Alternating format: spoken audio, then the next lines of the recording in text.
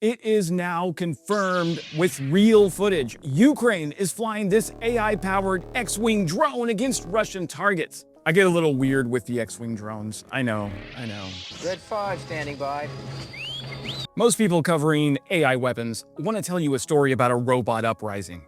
Autonomous killer drones, machines deciding who lives, humanity replaced by algorithms with kill authority. That's not what's actually flying over Ukraine right now. What's actually flying is a German-made drone, shaped almost exactly like an X-Wing fighter, built by a company that spent years testing its AI, specifically in Ukrainian combat, before ever selling it to anyone. And the AI doesn't decide anything until a human being has already found the target, looked at it, and locked on.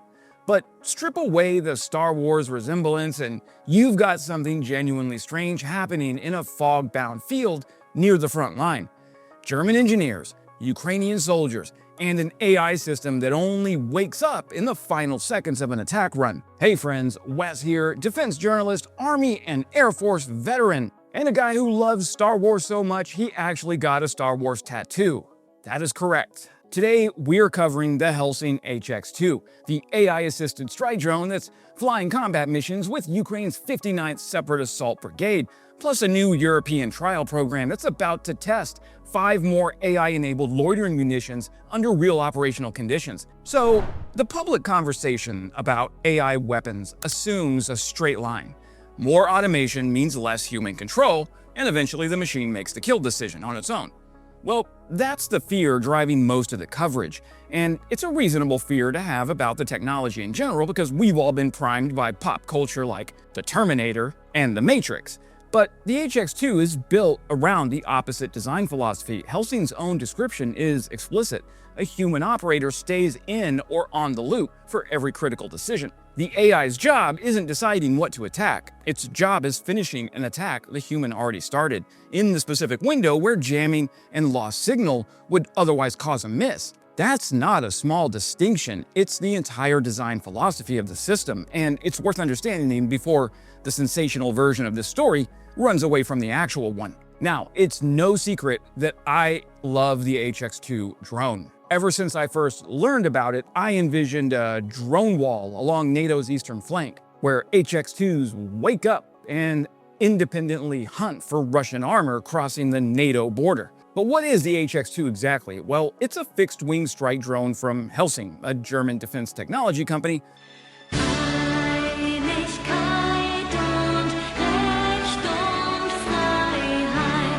Built around a cruciform X-Wing configuration for stability and maneuverability in flight. It weighs about 12 kilograms, cruises at almost 220 kilometers per hour, and has an operational range roughly 100 kilometers, though operators with Ukraine's 59th Separate Assault Brigade describe a practical working range closer to 60 to 70 kilometers against real targets in real conditions. It carries a warhead in the multi-kilogram range, with Helsing offering multiple payload configurations, including armor-penetrating shaped charges for use against tanks and other armored vehicles.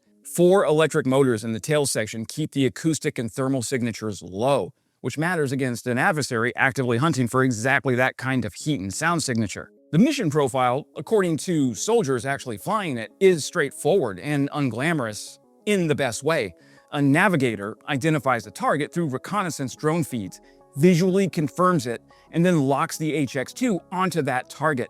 From that point, the drone's onboard AI takes over terminal guidance, which means the final approach and strike. Helsing states the system is specifically designed to maintain that terminal guidance capability even without a continuous data link or signal, because it's built to search for, re-identify, and engage the locked target using onboard processing rather than a constant connection back to the operator. That's the actual capability here, not autonomous target selection, autonomous target completion, after a human has already made the decision that matters. And here's why that terminal guidance-only approach solves a very specific problem Ukraine has been fighting for years. Russia jams it. Hell, it jams everything it can reach. Signal disruption, GPS spoofing, electronic warfare systems dedicated specifically to breaking the link between a drone and its operator in the final seconds of an attack run, which is exactly when a lost connection is most costly. A drone that depends entirely on a continuous signal becomes vulnerable at precisely the moment it's about to succeed.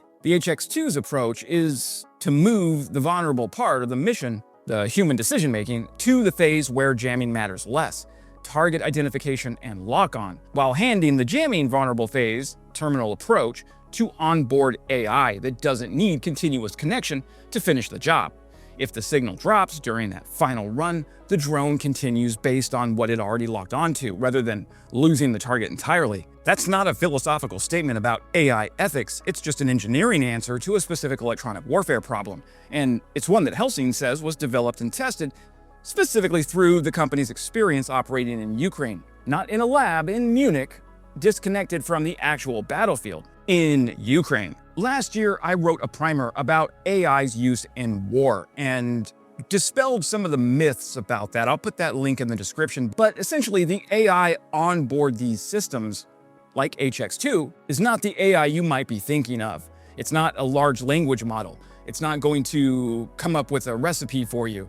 It is very narrow AI using computer vision and an internal database of thousands of images of Russian targets to make those last-second navigation decisions that actually result in a kill. Now, Army media's footage from the 59th Separate Assault Brigade's HX-2 unit showed something that undercuts the sci-fi framing almost entirely. On the morning the crew was filmed, fog had reduced visibility below 100 meters, and the whole team simply waited underground, watching reconnaissance feeds, unable to fly. One operator explained the actual weather threshold. Normal operations are possible with cloud ceilings above 500 meters and no rain, but nobody flies in genuine soup like that morning fog. On a clear day, the routine is entirely manual and entirely human. Check the controls, inspect the propellers, clean the camera lens, run a pre-flight check, launch.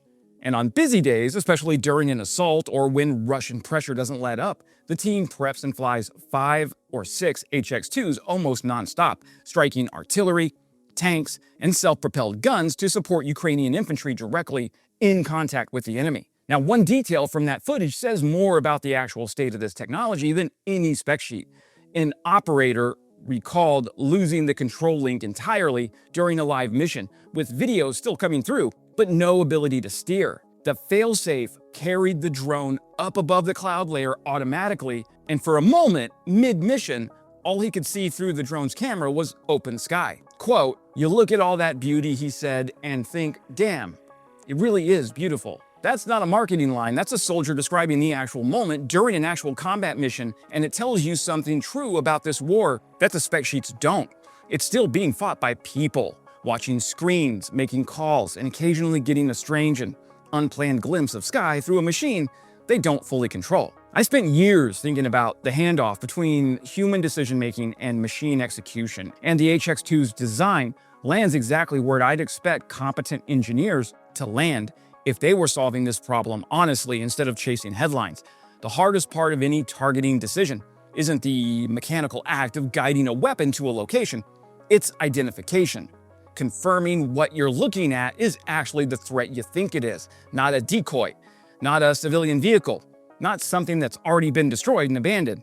That identification step is exactly where you'd want a trained human making the call, because it requires context and judgment and accountability that current AI systems don't quite have yet. Terminal guidance, the final seconds of physically steering an already identified target into an already authorized strike, is a much narrower mechanical problem. It's the part where automation reduces the odds of a miss caused by jamming without changing who made the decision to strike in the first place. Now, the HX-2's architecture puts the human exactly where the human should be, and the machine exactly where the machine's narrow competence actually helps. That's a well-considered design choice, and it's worth acknowledging Helsing got that part right. The HX-2 isn't operating in isolation. It's the leading edge of a much larger institutional shift happening across European defense right now. And this is the part almost nobody covering the HX-2 story has connected. The European Defense Agency just selected 5 companies to advance to field trials in something called the Sentinel Strike Challenge, a competition specifically for loitering munition systems. Now, Helsing is one of the 5 finalists, alongside Destinus from the Netherlands, Slovenia's Sea Astral, Portugal's UA Vision, and Greece's Spirit aeronautical systems. These 5 were selected from more than 140 initial submissions across Europe, evaluated against technological maturity, operational relevance, safety, and demonstration feasibility.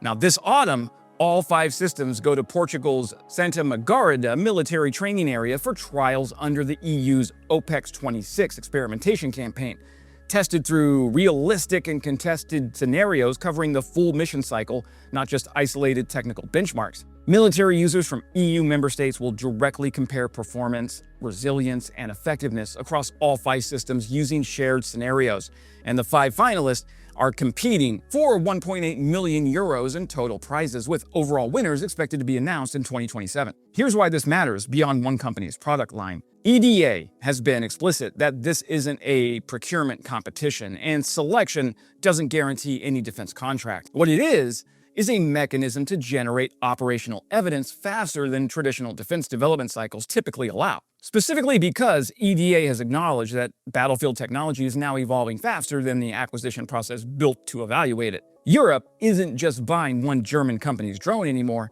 it's building institutional infrastructure specifically designed to test AI-enabled strike systems against real operational conditions before anyone commits serious money, using lessons already being learned in Ukraine as the baseline for what operationally relevant even means. So the debate about AI weapons has mostly been fought in the abstract. Philosophers and policy analysts arguing about autonomy thresholds and kill chains in conference rooms, far from any actual battlefield. Well, Ukraine skipped that debate entirely because it didn't have the luxury of waiting for the philosophy to resolve itself. Sorry, all you philosophy majors. It needed weapons that survive Russian jamming, and it found that the answer wasn't handing decision-making to a machine.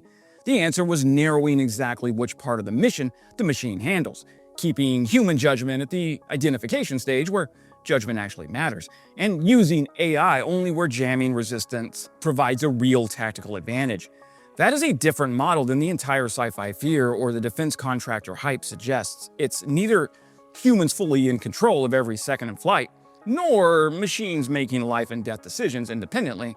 It's a deliberately narrowed division of labor, refined through actual combat feedback, now getting institutionalized across an entire continent's defense procurement apparatus through programs like Sentinel Strike. Ukraine became the testing ground that's now defining how Europe evaluates every AI-enabled weapon system that's come after it. And somewhere in a fog-covered field near the front, a Ukrainian crew is waiting underground for visibility to clear, checking propellers, cleaning camera lenses, running the same pre-flight routine soldiers have run for every weapon system in every war. The AI in the machine they're about to launch doesn't decide anything until a human being has already found the target, looked at it, and made the call. It looks like an X-Wing. It flies like something built by people who've spent years learning exactly what breaks under real jamming in a war against a real adversary who's actively trying to break it. The Force has nothing to do with it, just German engineering, Ukrainian battlefield feedback,